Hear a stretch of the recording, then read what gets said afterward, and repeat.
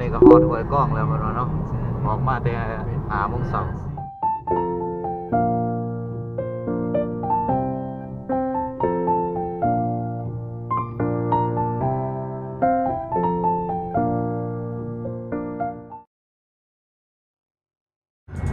ฮอดแล้วป้าแปลก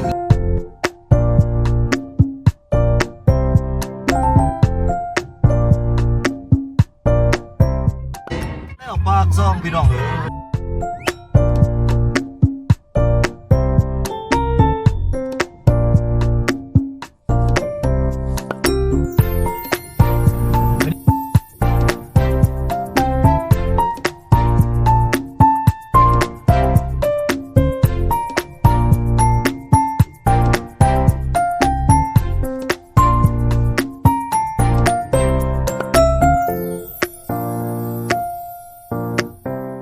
มื้อนี้เฮากำลังเดินทาง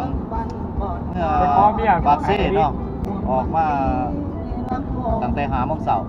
ตอนนี้ฮอดปากซองแล้วเนาะฮอดลัก33เนาะ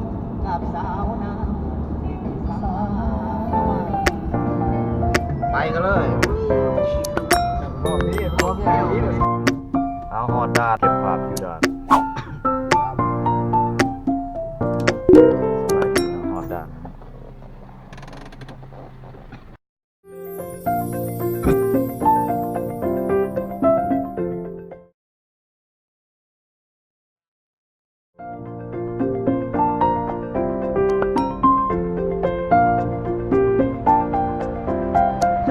3 แยกปากเซ่เนาะศูนย์แว่นตาสมัครขายแต่รถ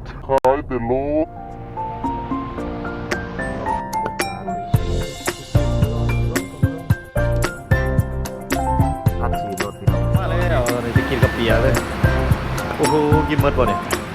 ร้ายกันไปจัดสวยไปก่อน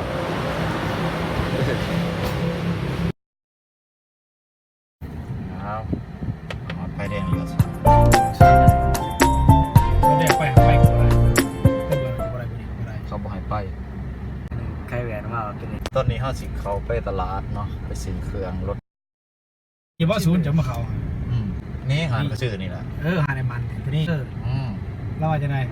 เที่ยวตลาดพี่น้องเลยออกเมื่อไหร่5 โมงจอดบ่มี5 โมงจอดบ่มีสิละมันนอกมาได้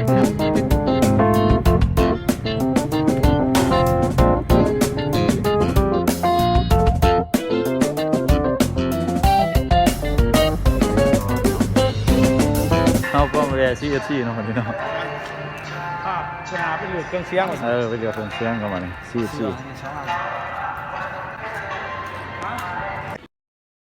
ดีทำเบอร์เครื่องเสียง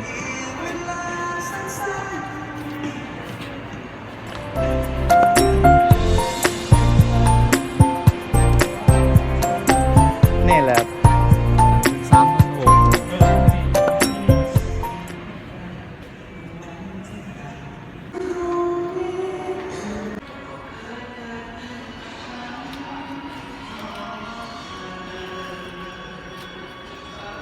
ไอ้ดิ๊กซื้อตัวนี้เนาะไปใส่เนาะ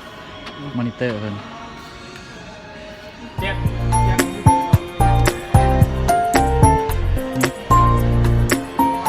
นวตู้16 channel นี่ใหญ่สุด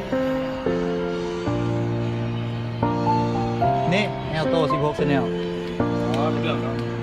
แบบของอยู่ห้างอยู่3 ช่อเนาะ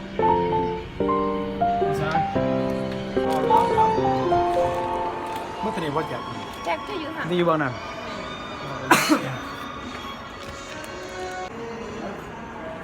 แจ็ค